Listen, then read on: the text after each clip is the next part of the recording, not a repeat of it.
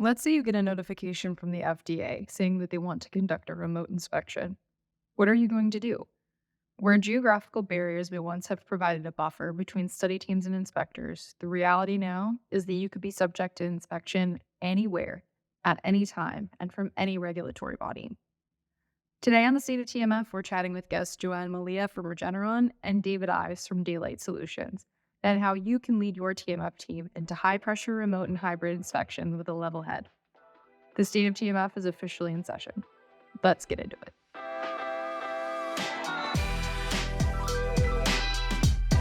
So welcome everybody to the sixth episode of State of TMF. And today we've got a really exciting and interesting topic that we're going to be talking about, which is remote and hybrid inspections. And I think that this is definitely a very important topic for many of you. Today I'm joined by two very esteemed colleagues and experienced individuals who have gone through quite a few inspections and are going to share some of that experience with you guys today. So I'd like to introduce Joanne Malia, who's the Director of Clinical Documentation Management at Regeneron. Welcome, Joanne. If you'd like to maybe just give a quick introduction and maybe talk a little bit about your experience in remote inspections. Sure. I've been in the industry for a number of years, both at sponsor and CRO companies, small biotech, and some device companies, and have been involved in inspections for many years. While it's always interesting to hear about them, it's also very stressful to be in them. So, it's always interesting to hear what others have done to hopefully make the experience a little bit more pleasant and positive for all concerned. Great. Well, thank you, Joanne. Thanks for taking the time out to be with us today. And our other guest is David Ives, who is Clinical Practice Lead at Daelight Solutions. Welcome, David. And maybe just a quick intro and your experience with inspections and remote inspection. For sure. Thanks for having me, Paul. It's a really interesting topic. I've been involved with TMF inspections since the days where we go into the paper room and take the paper out, put it on the cart, wheel it in the room, and say, "Here's your TMF." And it was kind of very limited to that type of engagement. But been in TMF operations ever since then, and have experienced probably more inspections, to Joanne's point about how the stress level rises around them, than I ever cared to have experienced. But here we are. And over the past, few years, got exposed to a lot of those sort of remote and hybrid inspections, and they definitely, it changes the dynamic quite a bit. So, yeah, looking forward to the discussion. Amazing. Thank you. Thanks for being with us. So, we've got a number of different topics that we want to cover today, but I really want to sort of get started around, talking about how do we prepare. So, you received that notification, FDA or EMA or some other regulatory authority has decided they're going to inspect you, and they've said, we're doing it remote. What do you do? How do you handle that? What's the first thing you start to do?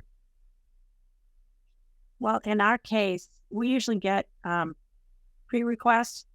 So there's a whole lot of documentation that we have to already capture and provide over to the inspecting agency.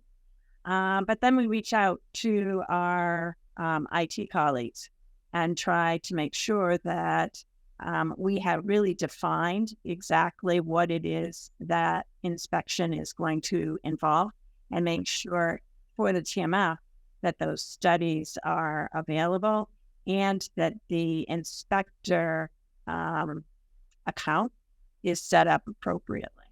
Right. We also test it too. So yeah, I found that sometimes, while everyone's rushing to get ready for an inspection, they sometimes forget a few things.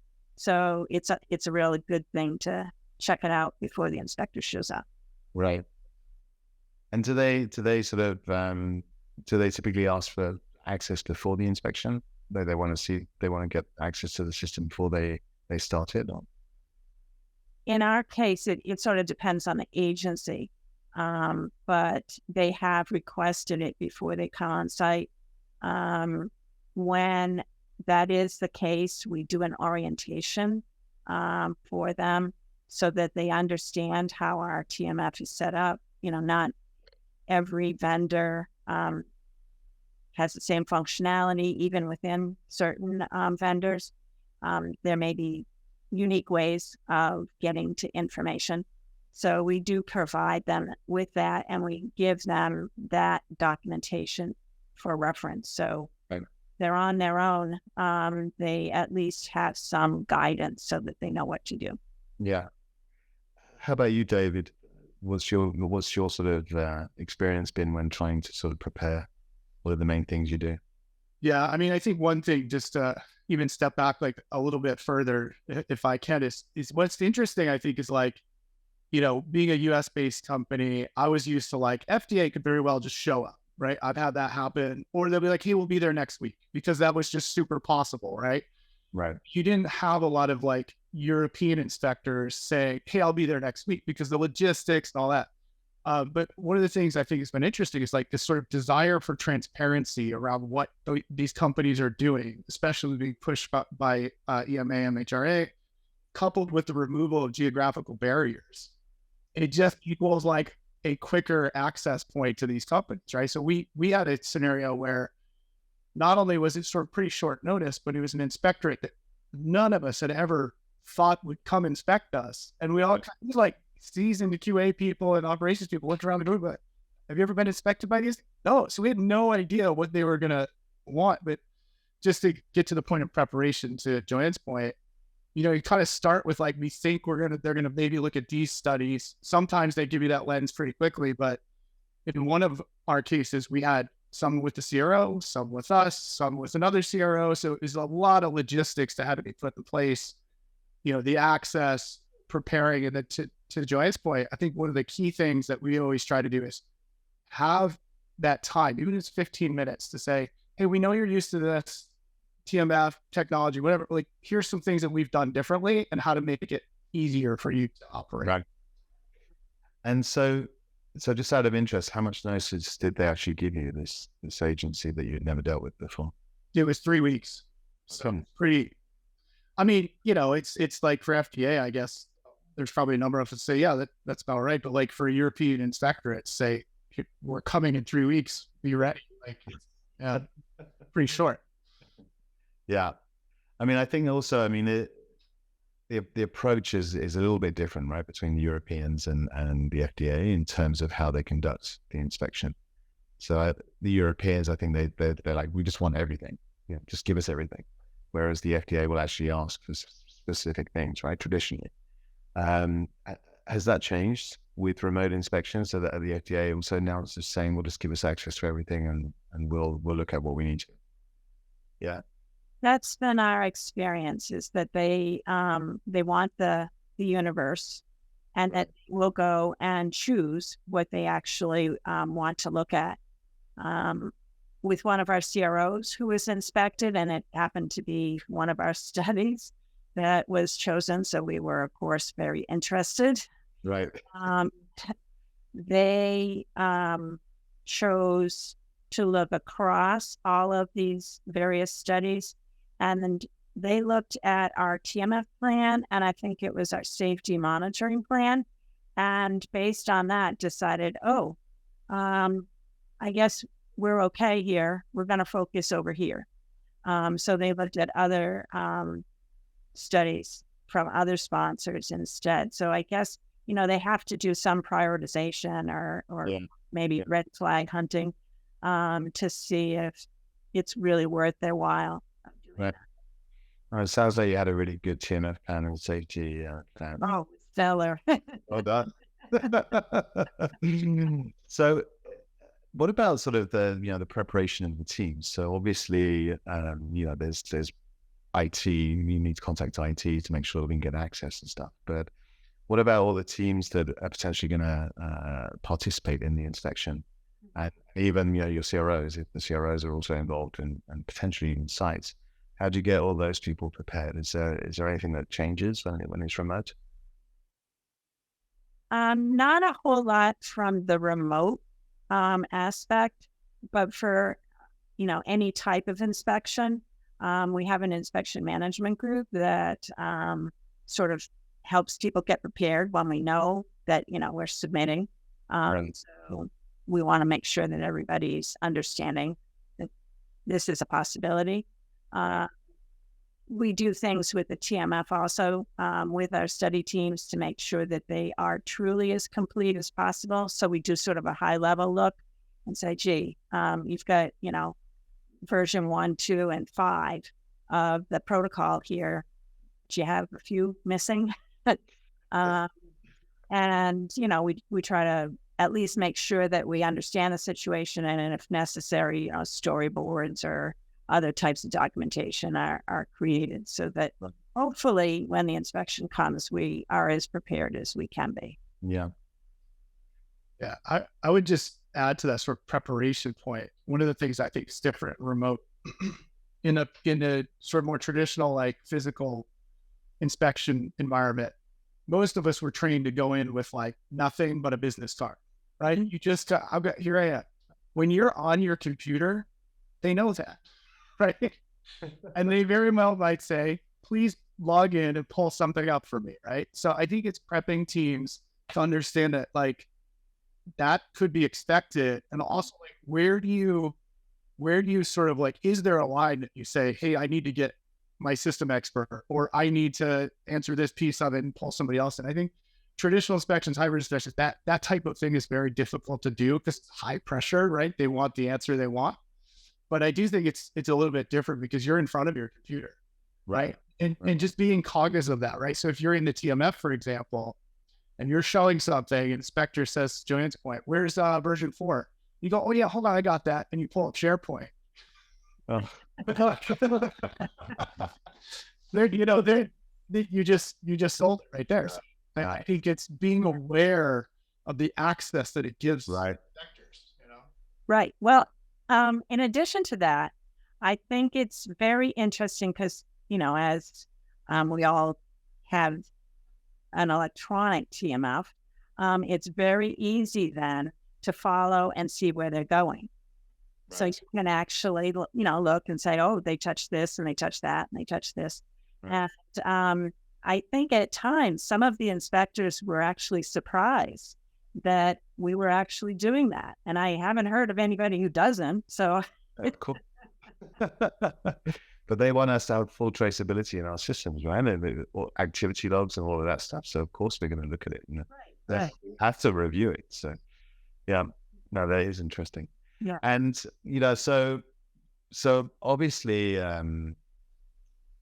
access to the system. I mean, the ETMF typically we're able to grant them direct access. They can go in and log in and navigate on their own. What about other systems? If they want to look at, the pharmacovigilance system or the EDC or IRP, how do you manage that? Well, in those cases, we've spoken to the business owners of those systems so that they have told us, okay, we're happy to, show them the system. Some of them, they would prefer to give a driver rather than just to give full access. And so far, they've been, the inspectors have been okay with that. Obviously, when you're going into the safety system, there would be lots of information there that, probably doesn't apply in this specific case. Or even if you were looking at like data management or stats where they have the actual data sets and stuff, it could get quite confusing. So so far, that has been the approach. Right. So you have like members of those teams standing by ready to show the inspector. Is that your experience as well, David? Yeah, I think apart from even the remote or not remote, it's some of those groups potentially still don't even feel like they're part of the TMF. Right. It's like, I think starting there with that prep as early as possible, like you are part of this, like, and here's what this means. But generally speaking, especially for like the safety system in particular, my experience has been that like the people who do those sort of like over the shoulder type demos, they know those systems so well. It goes really smoothly. But I do think there's sort of foundational questions of access for related things. And I'd be curious, what Joanne, what you guys do. So for example, when you've got your CTMS and your ETMF, they're both in the same system. Inspectors know that, right? It's all, it's cases very connected. And so it's almost a bit awkward if you say, well, hold on, let me go get that from someplace, because they know you're just get it from that same system. So we created, and it was intentional. We said, okay, let's do this sort of just TMF view that's where we're feeling this inspection is going to be. We'll go with that. But if that inspector wants access to sort of the world, then let's give them a sort of more connected view to the system. So I don't know, Joanne, if you've had similar experience, but it seems to be like it's always this, sort of game that you try to play. I don't want to call it a game. No, none of us are trying to play games, but you don't want to necessarily expose things you don't need to, right? Right. We tend to keep them right in the TMF. The documentation of the TMF really points to those other locations, but only the other locations where there would be information that would support the TMF. So I don't believe we had any for like a CTMS. So that sort of keeps them sort of contained, if you want to call it that. We did have a situation with one of our CROs at one point where we had everything all set up. And apparently they had an internet glitch at their location, and they had to give them a different look and into a different instance. And they decided to use one of the TMF people's access, so they could see a lot more. Luckily, the inspector stayed focused as to what they were really there to look at, not all the other interesting things that they might have seen on the screen.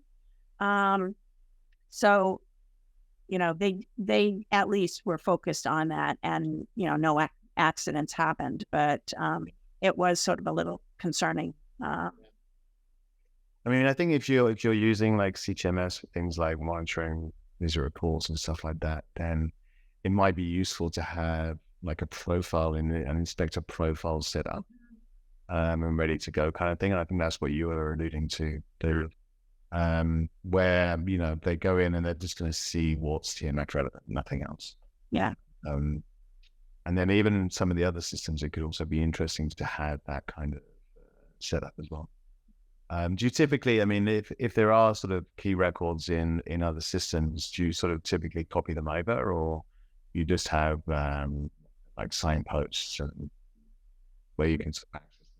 We typically have signposts unless it's something that is really important. So, for example, maybe with our learning management system, we might put a report into the TMF rather than make the inspector get access and visual records. Like a listing of training that occurred and stuff. Right. Yeah, that makes sense. And then worst case, if they want to see the traceability, they can always go with a driver into that system. And yeah. I'm just going to add to that. It's like one of my favorite things to do, and it's not training. It's just a couple minutes, as I said, at sort of initial meeting, is saying, inspector, please go find the TMF index. And I understand not everybody's using index, these days, it's in a system, et cetera, but whatever, let's find this key. Please sort of favorite that so that they have that ready access, because I do think that a lot of us still use that as the sort of key to those signposts. We're not putting stuff in the TMF that says, go look here. Right. Some people do, but it's really the index is still the key. So it's just, I think, good practice to sort of like help them figure out, again, an easy way to use the TMF, even if they're sort of familiar with it. Yeah. I mean, in terms of training, I mean, obviously it's ideal if we can give them a training session so they know exactly how to use the system.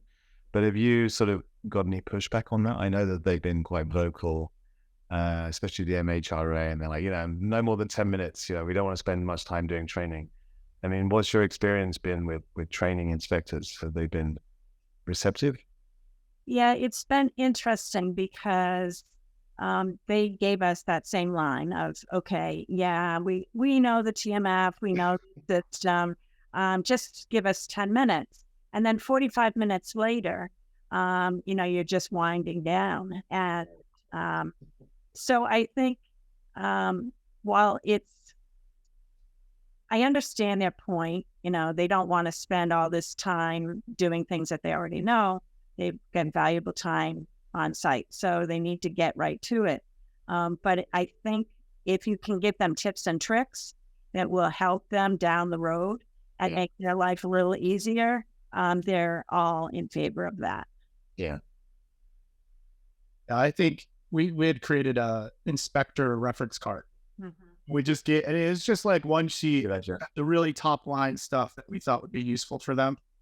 Yeah. The other interesting thing is if you find yourself in an inspection scenario where you have multiple systems, that gets even more frustrating, right? Because, and it's even worse if it's multiple systems with the same technology provider, because now you got to remember which domain you're logging into. So like stuff like that, like even just putting out in their reference card, like dear inspector, your login for this one is this, your login for this one is that, because it can be frustrating, and any way you can reduce that frustration is good. But the other thing is interesting is that I think this is evolving, to your point, Paul, like standardization around this. And I'm not going to pick on them by name, but like there are definitely still some CRO partners that still feel like you need to go through 30 minutes, 40 minutes of their training. Then you're asking for the sponsors version, right? It's too much. So we had to work quite closely with our CRO partner to sort of bend their norm to say, look, we're not doing that, and we'll sign whatever you want that says that that's okay. We're not going to do it. Yeah, no, and I think also the way that we sort of manage the index is evolving. It's becoming a lot more standard, and as we see the reference model become a formal standard and evolve, I think that definitely that it's going to become sort of second nature for the inspectors to go through a TMF and understand it. So that I think is a positive thing.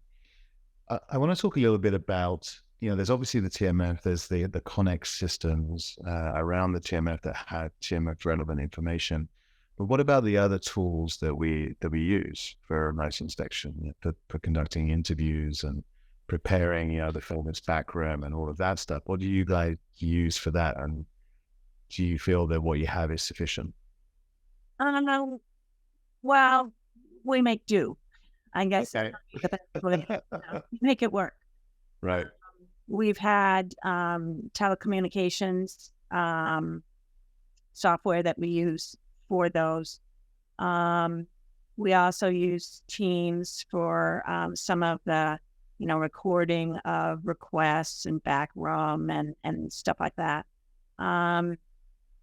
Is it ideal? Probably not. But it's certainly a lot better than it used to be when everything was done with paper and pencil or on a whiteboard someplace. Yeah. So you make do. So it's interesting. You're using Teams for their requests. So if they're looking for a specific document, they'll just put it into Teams chat. Or we have somebody, put it in for them. Right. Okay. And for interviews, you're also using Teams. We're using some telecommunication vehicle. It could be Teams, it could be others. So it depends on the inspection. Right. And I was thinking about this session today and the fact that we're recording it, obviously, for the audience so that they can listen to it later on. And it sort of came to me, do you ever record the interviews that are conducted? No, they won't allow it. I don't think we get actually even asked. We haven't. But it's an interesting idea. Yeah, I need to come back to it. I've been talking about sort of following what they're doing and traceability and stuff. Could be. I'm not sure if they would agree to it. They probably would. But you think about that, like the value of that, right? It's like remote or otherwise. How many times do you go into a room with 2 or 3 people? You have the exact same conversation with the inspector, and those 2 or 3 people come out, and it's totally different interpretation. Right? I thought like, no, they want to look at this. No, they want that. And it's like, so actually, I'm personally, whether it's a forum or otherwise, I think MHRA still has their little forum they use, right? I like it when they do that because then it's like clearly articulated and we're not interpreting Right. something. Right. And so, this is, as you say, Paul, we were thinking about this topic. I was thinking about, the other tools, right? And so like, we're sort of forced to use other tools to varying degrees of success, whether it's Zoom, Teams, whatever. But like, I still think there's an opportunity for the TMF itself to facilitate some of that, right? So like, even if it's like, a technology vendor potentially building in a simple request process. I'm here, flag, send to, here's my question, right? I think inspectors and sponsors, we would all love that because it gives like direct connection to a specific document and they can sort of, code what they think is the question there. So, and maybe, I don't know, Paul, if maybe something you guys are already looking at or have already. We are. We're actually doing some workshops over the summer to establish requirements and things around that. So trying to build out a better tool set for inspection management. And it's not just about the conduct of the inspection; it's also the preparation of the inspection. So like having like if we have an agenda for the inspectors, well, let's put it into the system and let's start preparing around that agenda as a team. So I think that there for sure is a very interesting opportunity for us as vendors, but also as an industry to build out better tools and facilitate this whole thing.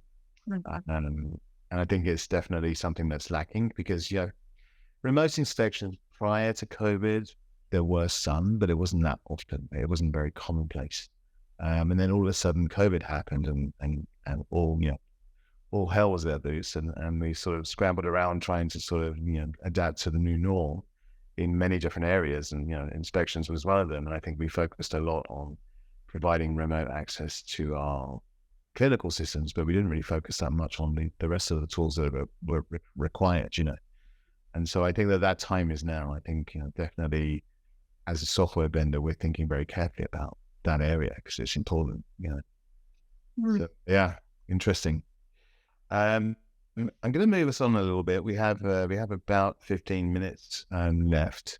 Just keeping an eye on questions as well. So just a reminder to the audience, if anybody has questions, do feel free to put them in the Q&A or the webinar chat. We do have one question from Jane Marie Johnson, which I'm going to put to you guys. In the event of an auditor having direct remote access to the eTMF with a limited access role, the audit trail serves as a type of recording. Okay, so it's more of a statement than a question, but so I suppose even if you're not recording the session, you can still sort of reconstruct more or less what they were looking at through the audit trail. Yeah, I guess it would also be how easy it is to interpret the audit trail also, but that is effectively where we get the report of where actually goes. So it can be very helpful. Well, especially to know what they did look at and more importantly, what they didn't look at. If you have observations, well, you guys didn't even look at that. So you need to look at it. Yeah. We spoke about sort of Zoom and the Teams and things like that. Are there other tools that you guys would really like to have, which would just make your life so much easier when it comes to remote inspections? Yeah, I think something that would, handle the requests and the completeness of those requests is really be helpful. And it would be great if it could be at least partially shared with the inspector, because we've noticed at times, as David was saying, people go into the room and come out with different stories of what the inspector actually wanted. we've had situations where when the inspector actually sees what supposedly they had requested, oh, that's not what I wanted. So they clarify on, on top of the request exactly what they needed, which can be very, very helpful. Yeah. In addition to that, then one of the things that we're sometimes asked, and usually it's one of the first requests, is to see the upload timeliness of that specific study in the TMF.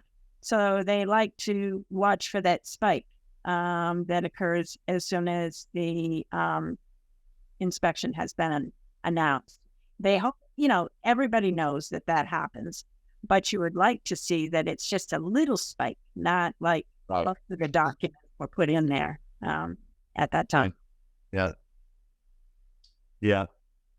I think, to your point about like other things. I mean, well, first of all, there are some tools out there that do this. I know previous organization, we had a huge advocate, one of them, I won't mention the name, but who had used it at prior organization to like great success because it was capturing all the moving pieces. And as Joanne's point, sort of like the workflow engine around a request, because it's not just, I suppose, on inspector requests, somebody answers, it goes back. You always have that sort of step of qualification. Yeah.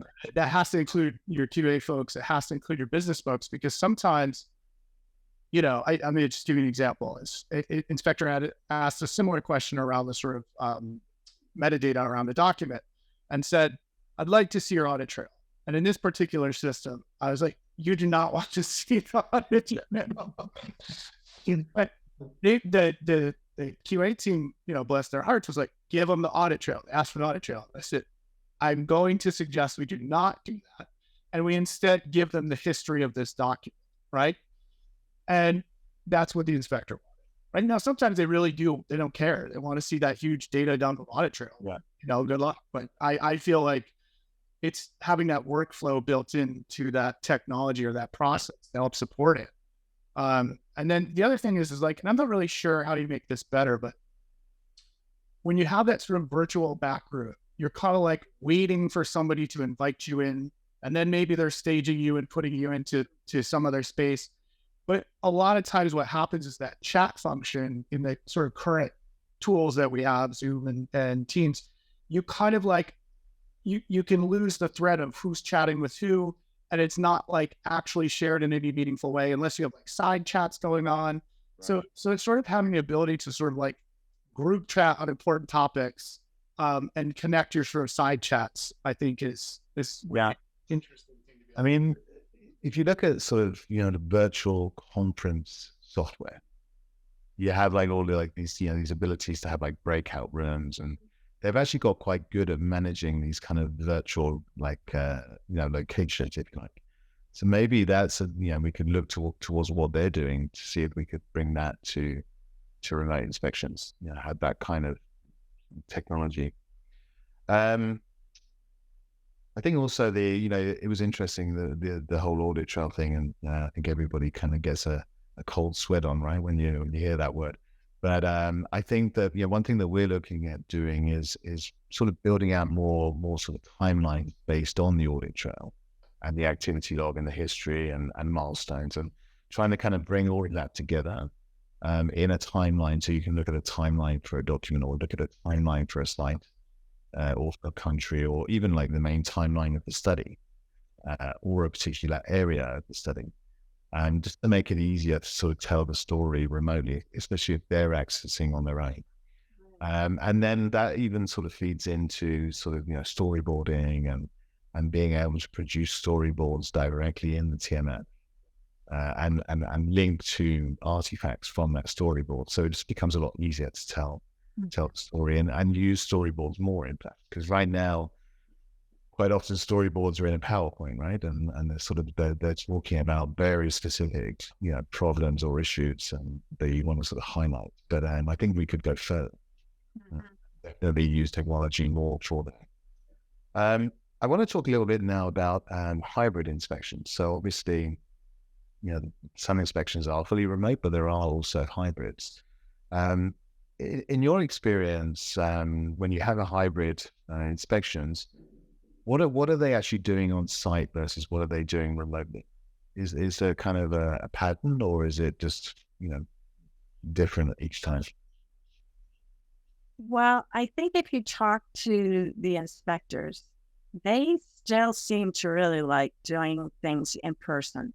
Right. So I think they get a feel for, I don't know how to really put this, but sort of honesty of the person, you know. Right. You get a better picture of the multi-dimensional person rather than, okay, here's a flat screen with somebody's mouth moving on there.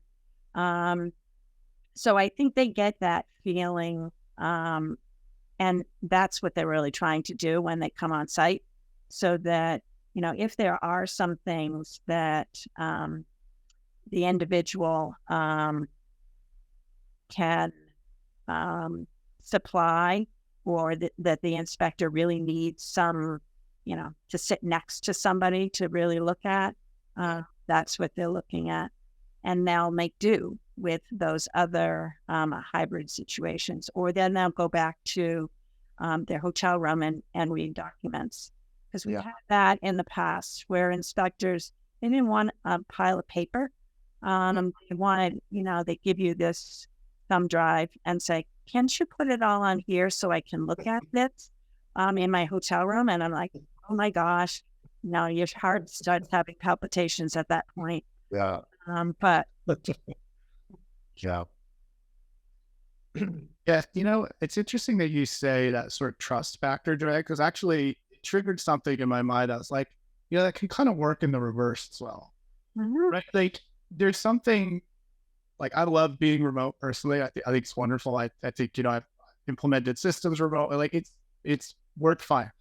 But there is something nice about, especially in an inspection scenario, because for a lot of folks, especially who've never been through it, it's an intimidating situation. Like, you're like an authority figure coming to question what I've done.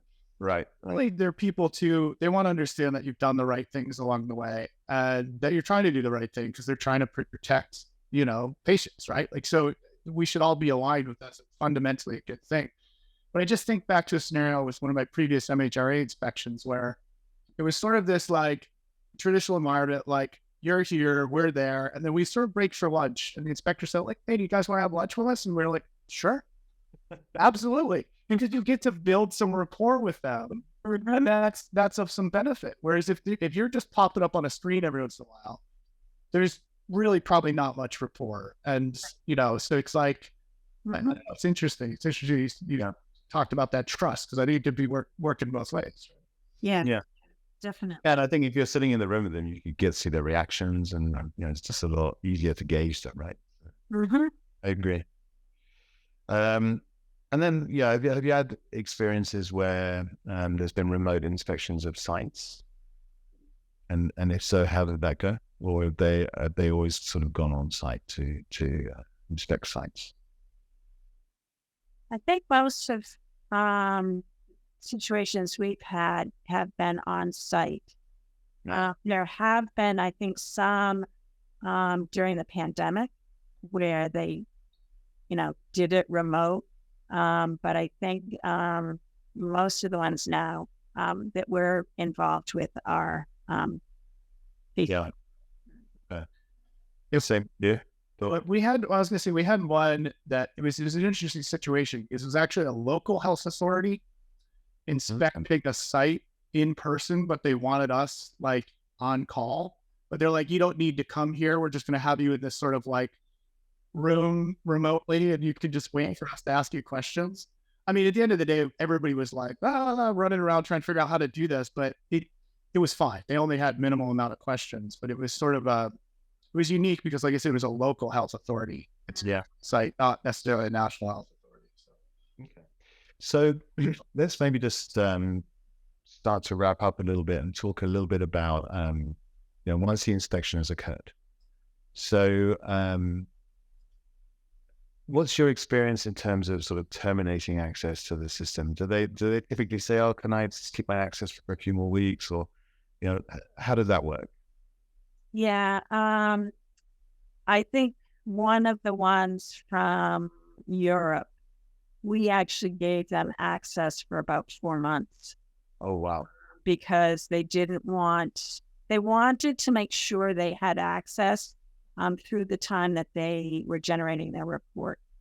So they didn't want to give it up just in case they needed to look something up or reference something. And were they very active in the system? Did you see that they were? No. No. But I think it was more a security blanket type thing of case. Yeah. Yeah, I sort of similar experience where it was like a very long time for them to ask for access. In fact, in one case, they said, "We'll tell you when we don't need it anymore." Yeah. Oh gosh, it's a live study, right? So you're right. But it was fun because at the end of the day, we were running those reports every day, as Joanne's talking about, and it got to a point where the team was like, "Why are you still sending me these? They're not looking at anything, But we were just checking to be sure. And actually, I think they were doing that before remote inspections. We had an on-site inspection where they left and said, "Keep our access live until we're done with our report." So I don't know. It's probably a different for each inspector, but I've gotten quite used to expecting that they're going to early access and some sort of sustained access. Yeah. I mean, I imagine also if there are certain observations which require you to produce additional documentation to demonstrate that actually you are compliant, you would probably provide them access again just so that they can go and see that. Well, Yeah. Right. And I think, the other, we were talking about tools earlier as well. And I think that could also be interesting if there are observations that they're recorded in the system and that we can actually even answer them in the system. That could be kind of neat, and then link to artifacts. Well, then they can just come in, they can see their observations, they can see that actually, no, we're all good. We've got everything we need, and here it is. Make it crystal clear.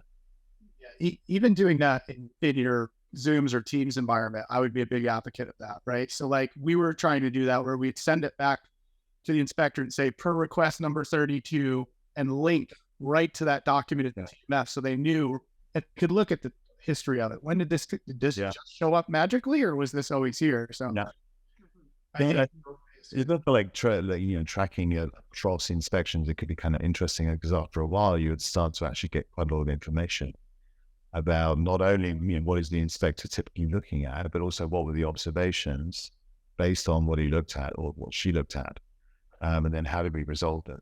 And maybe we can even sort of do trending on that.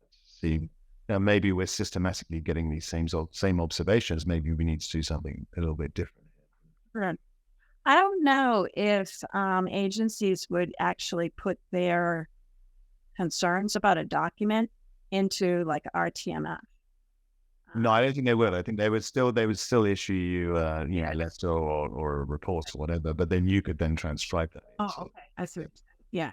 Which is, I think typically you sort of transcribe it into an Excel spreadsheet or whatever, so like a tracker, so that you can post observations, right? So, but instead of doing that, maybe you put it directly into the TMF if you have the tool set to do it. Which right now we probably don't, but hopefully at some point in the future you. Or it gives you that history as well, right, Paul? I think that's hugely valuable because most organizations, people change, right? Right. You come with the same inspector and all that history is where, So it's like, I think there's huge value in that. There's also, I don't know how you're doing on time, Paul. I can't really actually see my clock. No, we're fine. We've got a few extra minutes, so I can add some time. Yeah, because there's an interesting question, which I actually feel like in the right company could be a debate. From CJ, who's asking about giving inspectors access permissions to view only approved documents versus documents in process to be rejected. Can you comment on access to quality issues? So I would just say I've had this very debate many times. My personal view is just give them access because they know the system works like that. If you can show that your process is effective and you're catching things, that's not really a bad thing. Yeah. But I know I've been in organizations where I presented that, and at the end of the day, we did not show that. We said only approved. But I don't know. I feel like this is an interesting point. Like, where do you draw that line of access? Yeah. Yeah. Now, we give access to approved documents, but are prepared to give to documents that are in draft if necessary. Yeah. We figured let's not waste their time looking at maybe a document that shouldn't even be in the TMF, or one that may have issues without the chance of fixing it before they see it. So, Yeah. but each So company has case by case basis kind of thing. Mm. Yeah, I think that makes a lot of sense. I think they are interested in looking at drafts and how things are developed, and they've got specific questions.